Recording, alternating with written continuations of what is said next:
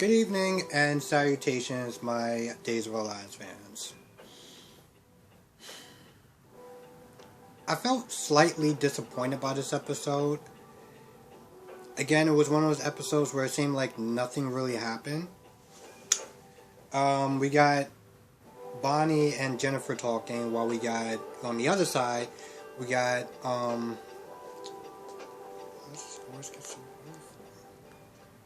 on the other side, we got Jack and Justin talking. Now, Jack comes over Justin's house to pretty much kind of rescind his offer of inviting Justin over to the party because of Adriana and because Steve and Kayla's going to be there. So they start talking, and Bonnie's name get thrown in there, and Justin talks about how he's pretty much forgiven Bonnie. Jack goes in on him. And he just keeps going in, and finally Justin's like, you know what? Listen, I just want to be over with it. I don't want to sit there and be angry anymore. So after they talk, they kind of cool down. Justin talks about how he sort of likes Bonnie, and she makes him laugh and everything. And Jack was just like, you know what? I'm just gonna kind of leave on good terms. So yeah, bro, you do you. And he leaves. And Bonnie runs into Jennifer.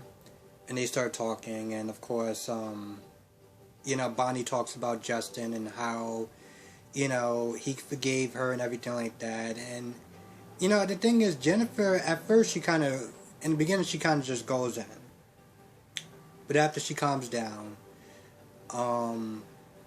she pretty much tells Bonnie, listen, it's great that he's forgiven you, but, the last time I caught you, you were sitting there crying and everything like that. Don't read too much into whatever Justin is doing or saying, which is true. He's not all the way in, and I feel like Bonnie's the type of person that, Bonnie's the type of person that gets a little attention and reads way too much into it. So, Jennifer is just like, proceed whatever you're doing with caution, and just know that it's probably not going to go beyond a friendship. Now, Gwen, I can't with this woman. So Gwen invites, as a surprise to Abby, some guy named JJ, Abby's brother. And, she goes away, and pretty much just Abby and JJ just catch up. That's pretty much about it. JJ talks about, I guess, his time in Africa or whatever, and, Abby pretty much talks about Gwen like she's the best thing on the planet, and, JJ seems like he's kind of into her. I don't really understand why, personally. I don't think that she's really that attractive. I don't think that she's attractive at all. I like her accent, but other than that, I don't really find her attractive or even really pretty. But, whatever. Now, Gwen has some sort of plan involving... Because towards the end, I'm just going to get right towards the end, because honestly, to tell you the truth, I'm not going to lie, not really a lot happened in this episode. Abby is following Gwen to get some shoes or whatever, and, she goes in Kate's room. Earlier, she planted something, she's sitting there skulking around the house or whatever, and she planted something inside of Kate's room. And somehow, when I guess they were looking for shoes or whatever, Gwen knocked over some sort of box with shoes, because apparently Kate likes to keep shoes inside of a box full of envelopes. I don't really understand how that works, but whatever. And while Abby's sitting there cleaning it up, she spots a letter, and that's pretty much where it leaves off at. And I'm not going to lie, and this is just me guessing. I'm guessing that it has something to do with Kate and Chad as far as probably hooking up. Because earlier, when Chad was sitting there asking, Abby, could Kate come? And, she was sitting there telling, him that, well, Jack and Jennifer don't like Kate. Which is kind of weird, and I don't really understand this. Jack and Jennifer don't like Kate. A lot of them don't like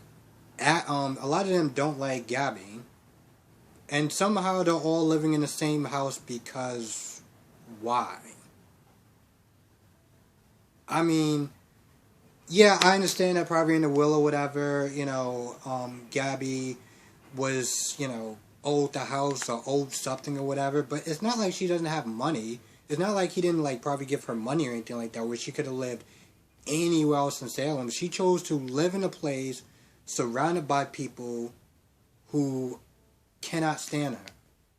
And why would Kate actually live in a place where Jack and Jennifer don't like her?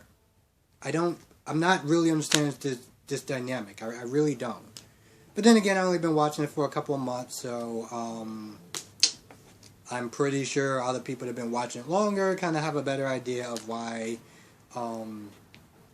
these people are living under one roof for some odd reason. Now let's go to Ben and Jake, and just my problem that I'm having with Ben. And I've said this yesterday, but it really kind of stuck out today. So Jake goes to bail out Ben, and they go back to his apartment, his and Sierra's apartment, and Jake is trying to get him out of this funk or whatever by saying, if I open up the garage, you can work there, whatever, and it kind of keep your mind busy. You don't have to live here. You can live with me, and just kind of doing anything he could to kind of get him. He doesn't want to just leave him there, sad and sorrow and just pretty much broken. And this is going to be my issue with him a little bit. And there's really no way that it can be fixed. If anybody watches this and watches General Hospital, so there was a character on there named Star. When she got to Port Charles or whatever, something happened where she lost her baby and I guess her boyfriend or whatever at the time. And she was really mopey and sad and stuff like that. And, I would sit there and read at the bottom of the comments, fans would ever be oh, she's always sad and depressed and stuff like that. It's so mopey and boring, and, I wish she would just lighten up and stuff like that. And eventually, she did. And she lightened up, and she got together with another character, which they wound up going on in real life or whatever. And something about that, to me, was just kind of odd. You just lost your daughter, and somehow you're singing at this nightclub, you're dating this new guy, and you just lost your boyfriend and your daughter. This makes no sense whatsoever. And so when I look at Ben, I was sitting there thinking in my head, am I going to actually have to call him Mopey Ben? Because for the past couple episodes, he's either been angry or he's been mopey. And granted, I understand why on both of those counts. But I'm sitting there thinking, after a while, this is going to start to get pretty old pretty fast. And there's no fix to it, It's like if he, let's say a couple of weeks or whatever, they cast a new actress or whatever, and they start dating. People are going to be like, what the hell? You haven't even been married that long, or, she's not even been in the ground or whatever that long, and you're moving on, and now you're happy, and you're cheerful and stuff. But then at the same time, no one's going to sit there and want to watch him just be mopey in every single episode. So again, it's what do you do with this character? Also, and maybe it's just me, maybe it's just me, and maybe it's just because I watch both. But I always feel like, when I look at Ben and Sierra, riding on the motorcycle, leather jacket, my mind immediately goes to Jason and Sam. And at this point, I'm just like, well, what are they going to do with it? In General Hospital, they put Sam with a character that people were just like, what the hell? But they had to do something with her. So I don't know what they're actually going to do with Ben. And it's unfortunate that the actress decided that she didn't want to continue being Sierra, because now you have this character that's just floundering around, and it's like, well, what are you going to do with this character? And lastly, before I go, I want to sit there and talk quickly about Jake and Kate. So as I've read in the comics, in the comment section, and not just my comment section, I mean just like some of the promos or whatever with Jake and Kate, and people are talking about it, and a lot of people aren't on board with this. With that being said, Chad invited Kate to, the party or whatever. Say, bring a date or whatever. And so, in the beginning, when Kate was, in the room, and the door opened up, she really wanted it to be Jake. And when Chad was like, who was you expecting? She made up some sort of BS. So, with that being said, she invited Jake to be her +1 or whatever. And I guess we're just gonna wait and see where that goes. It's so weird. Actually, to tell you the truth, it's not weird. I know most people aren't really too excited about this whole Kate and Jake thing or whatever, but like, I guess I just look at it from my point of view, as far as like, I've been with older women before. So for me, I look at this and I'm like, alright bro, do your thing. Like, I mean, it's not like she's bad looking or anything like that, so whatever. And with that being said, I think that's, I want to make sure, I think that's actually about it. Yeah, that's actually about it. So, let me know what you thought of this episode. Did you like this episode? Did you not like this episode? I'm not gonna lie, as I was sitting there watching this, I was partly like, this episode needs to be over. Like, it needs to be over real fast. I don't know. At this point, I guess we're at some point, we're gonna see whatever Gwen's plan is, come to. Well, we're gonna see whatever Gwen's plan is.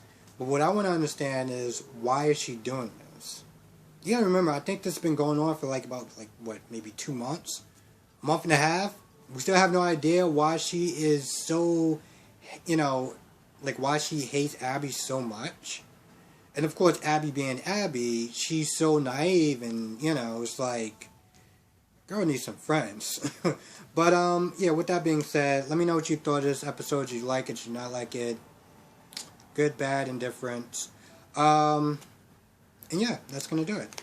Have a good day or good night. Depending on when you're watching this, be safe. I will catch you in the next review.